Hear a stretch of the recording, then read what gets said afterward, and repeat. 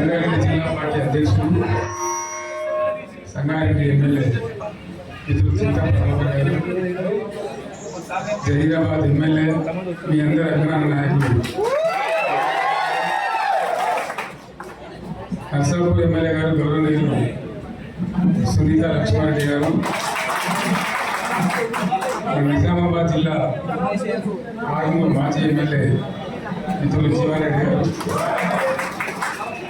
వేదికను అలంకరించిన ఉమ్మడి జిల్లా జీసీఎంఎస్ అధ్యక్షులు శివకుమార్ గారు, రాజేందర్ గారు, చంద్రగౌడ్ గారు, ఇతర మిత్రులు, అందరికంటే ముఖ్యంగా మీ అందరినీ సిద్ధం చేసుకొని తాను సిద్ధపడి సుమారు 140 కిలోమీటర్లు పాదయాత్ర చేస్తూ ఇక్కడి వరకు చేరుకున్నటువంటి మిత్రులు పరమేశ్వర్ పాటిల్ గారు, వారితో పాటు వచ్చిన మిత్రులు, ఇతరంగా వచ్చిన మిత్రులు, మీ అందరికీ కూడా పేరు పేరున అందరికీ నా నమస్కారం.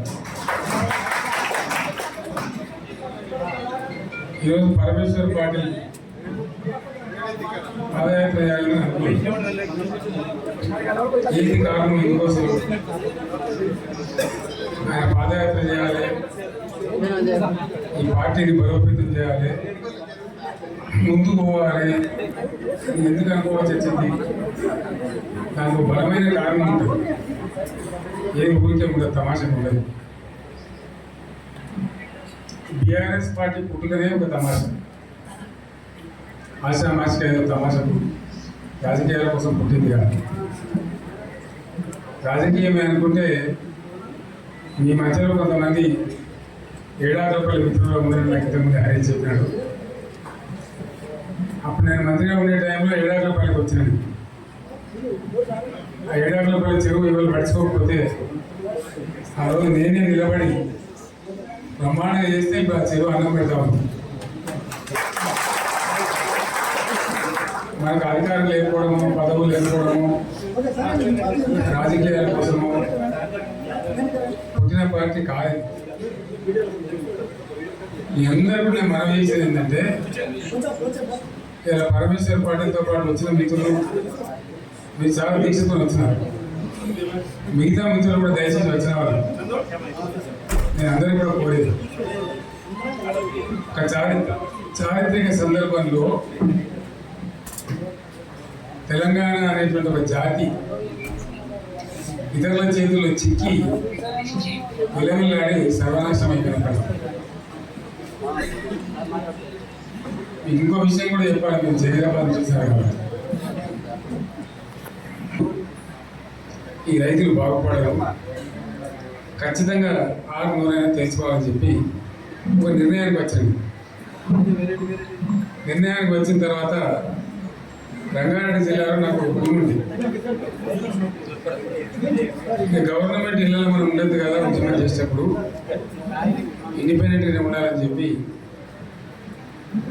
నిర్ణయం చేసుకొని ఆ భూమిని అమ్మేసి బంజారాహిల్స్లో నేను 2 ఏళ్ళు కొనుక్కున్నాను. సరే రాని మనకైతే ఉందామని నేను పొద్దున వచ్చింది. వచ్చిన తర్వాత పోదాం సార్ అని బయలుదేరిన తర్వాత ఇక చక్కగా నారాయణగేట దాకా పోవాలి సార్. సరే మంచిది బాగా చెప్పి సదాశివపేట కన్నా ముందు వచ్చి లోపలికి నాకు సదాశివపేట కన్నా చాలా ముందు వచ్చి ఆడ 1700 ఎకరాలు ఆయనే అడ్వాన్స్ ఇచ్చింది. 1700 ఎకరాలు కరెంటు కావచ్చు తెచ్చుకున్నాం. 24 గంటలు కరెంట్ తెచ్చుకున్నాం. ఏమైనా ప్రాజెక్టు చెరువు కింద నీళ్ళు తీసుకుంటే బంద్ చేసినాం, నీటి తీరువ రద్దు చేసినాం. అట్లా ఎన్నో సదుపాయాలు చేసుకున్నాం రైతులకు. ఆరాధన కూడా అదే కథ. తెలంగాణలో గట్టిగా ఉంటే అనుకున్న కాంగ్రెస్ నాయకులు ఏ సమస్య లేదు మాదిరిగా ఉంటామంటే ఎందుకు కలుపు ఆకలితోని ఏమక్కడ ఏర్పడుతుంది? మనోళ్ళ యొక్క తెలివి తక్కువతనము, బలహీనతనే మనల్ని జబర్దస్తి వచ్చపోయి ఆందోళన పెడతారు. ఆ గోస 60 ఏళ్ళు అనుభవించినాము. ఏం గోస నాకు అర్థం కాదు, లేక కాదు కదా. కరెంట్కి ఏం గోస పడ్డావు, ఏం పరిష్కారాలు మనతో ఒకటి బట్టలు ఆడేయాలంటాడు, ఇంకోటి అంటాడు, జోకులు మన మీద. ఆ ట్రాన్స్ఫార్మర్. మరిన్ని వీడియోస్ కోసం ఛానల్ ని సబ్స్క్రైబ్ చేయండి. లేటెస్ట్ అప్డేట్స్ కోసం వాట్సాప్ ఛానల్ ని ఫాలో అవ్వండి. ఆ లింక్ డిస్క్రిప్షన్ లో ఉంది.